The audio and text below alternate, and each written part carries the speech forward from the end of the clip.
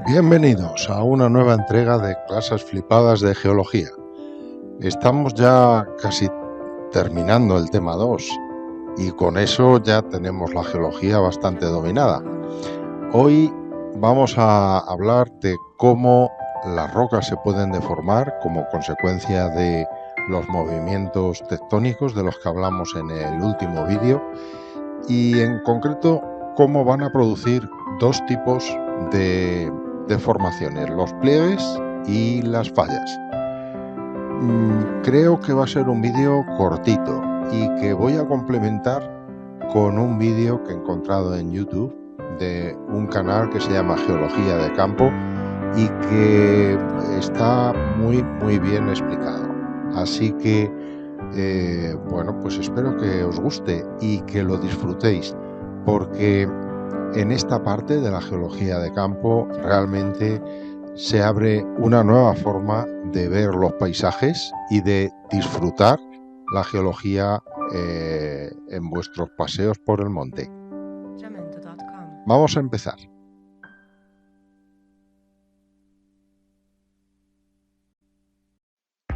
En el vídeo anterior hemos hablado de prismas de acreción que sufren pues las compresiones debidas al empuje de las placas, a las colisiones de las placas.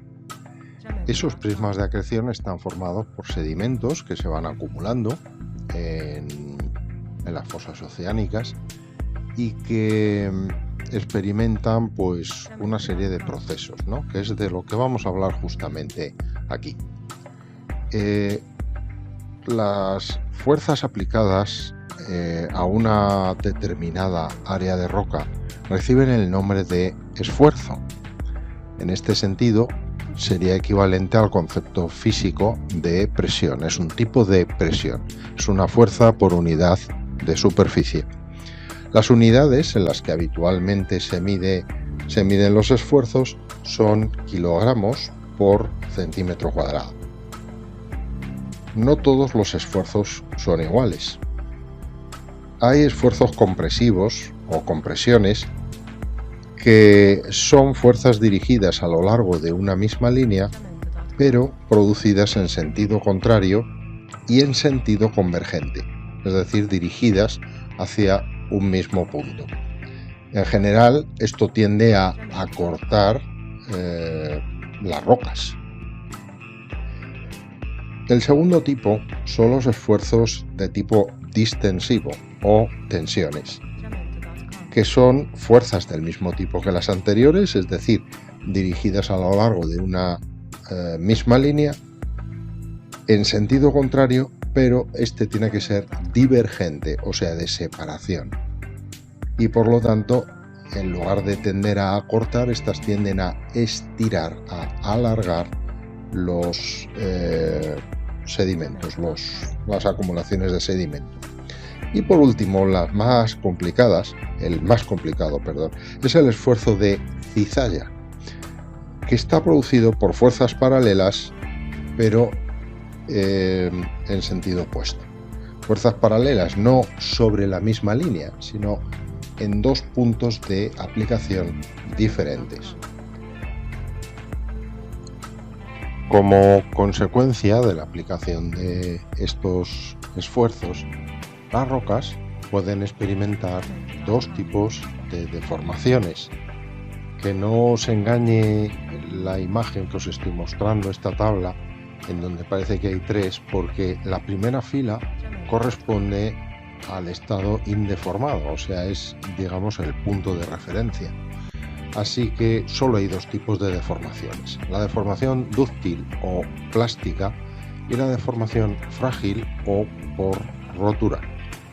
En la deformación plástica, las rocas experimentan un cambio de forma que no implica su rotura. Geológicamente están representadas por los llamados pliegues, que es justamente de lo que hablaremos en este vídeo.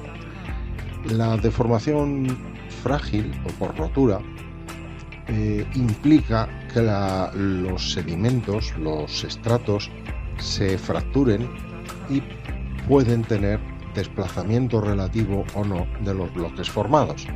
Dependiendo de que haya desplazamiento o no, se distinguen las fallas y las diaclasas. Pero eso lo trataremos en el próximo vídeo, que será el último de esta serie. Así que, bueno, pues vamos a comenzar por estudiar los pliegues.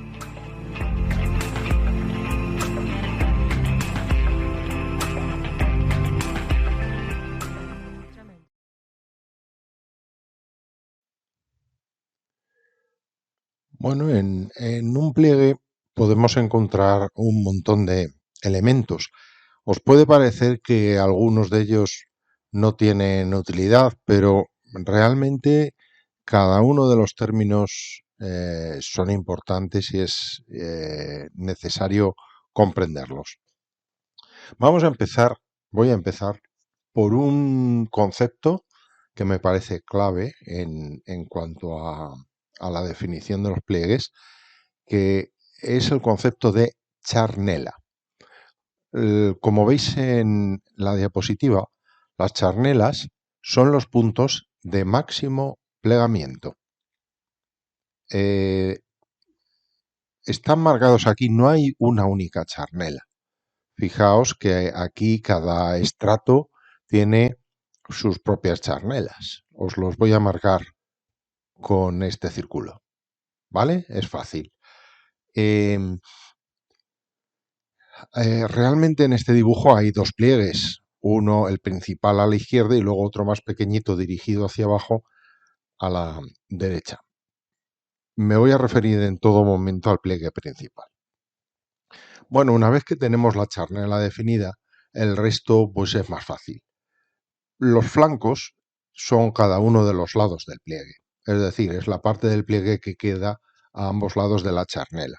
En realidad los flancos son los que forman la mayor parte del cuerpo del pliegue, por decirlo de alguna manera. El siguiente elemento es el núcleo. El núcleo está formado por las capas más internas del pliegue. Es un concepto abstracto, no tiene un límite preciso, porque nosotros podemos adoptar como núcleo pues un solo estrato o dos, los que nos dé la gana, pero es siempre referido a la zona más interna del pliegue. Hasta aquí los tres elementos principales.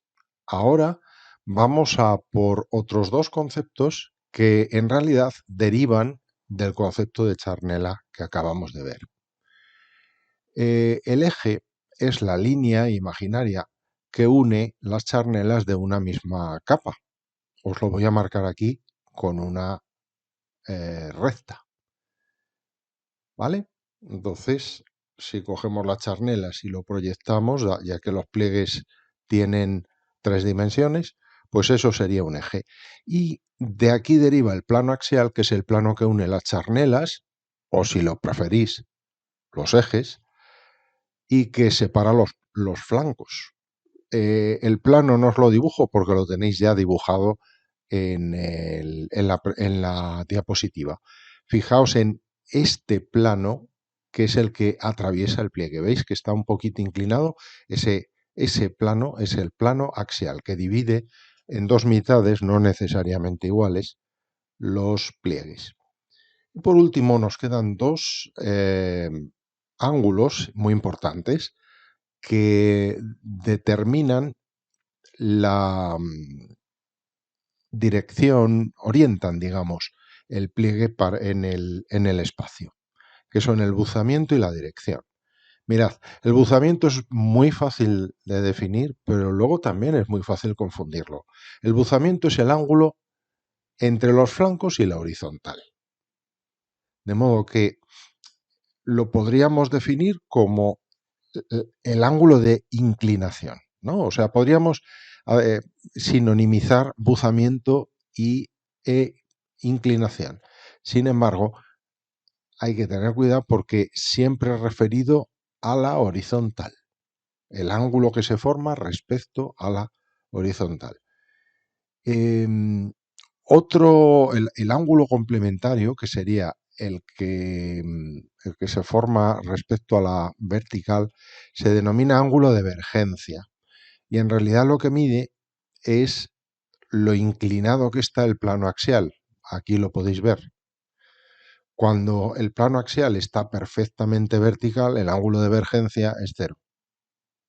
Bueno, y por último, la dirección. La dirección es el ángulo que se forma entre el eje y el norte magnético.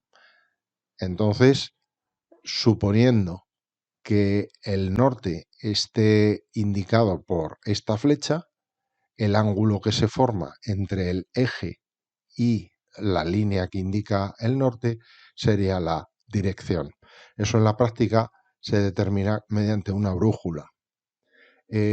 Todos estos ángulos es muy importante determinarlos en el campo cuando se está haciendo un estudio geológico.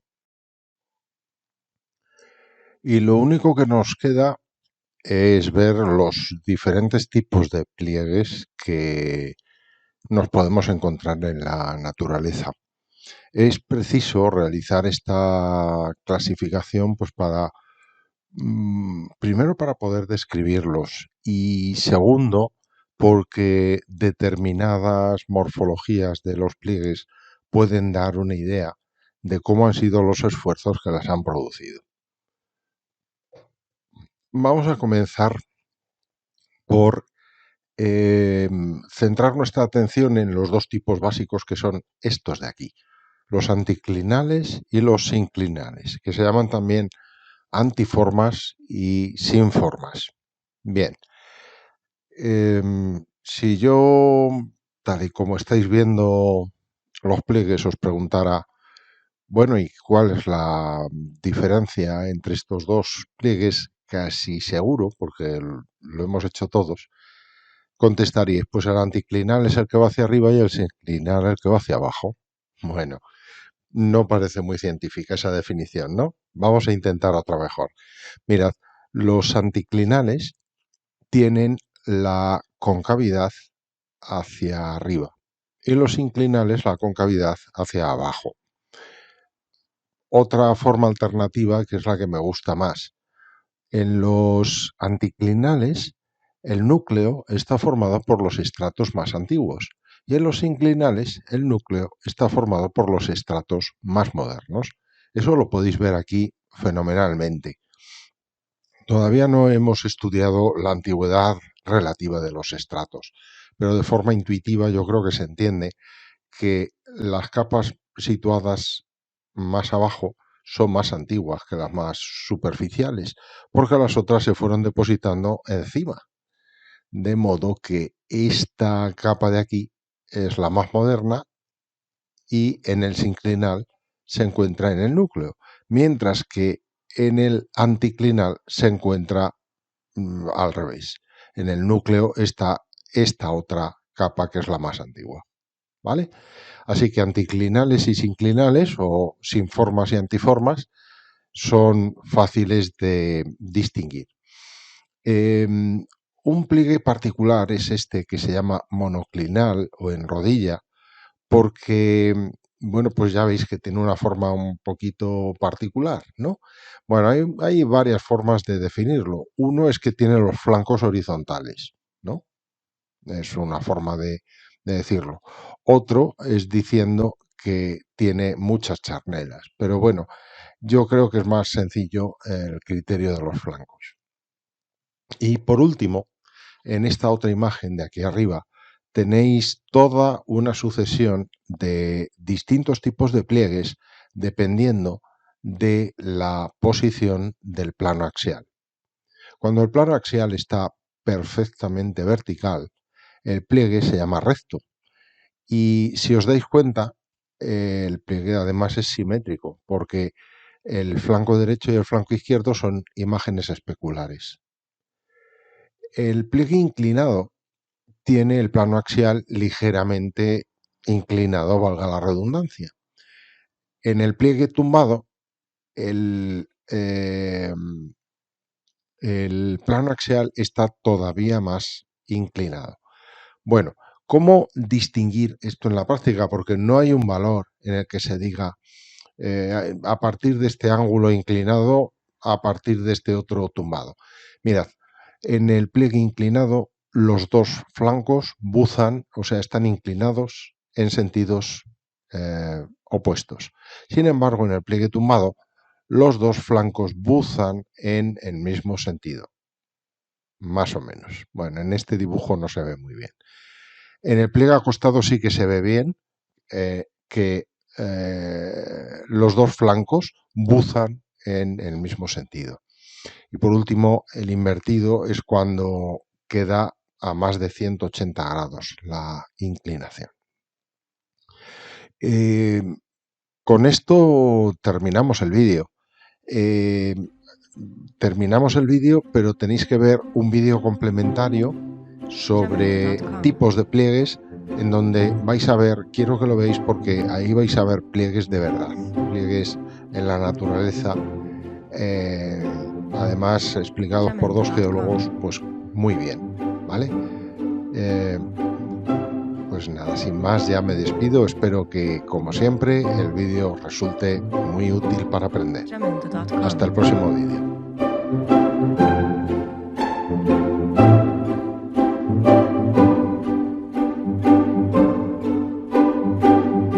Jamendo.com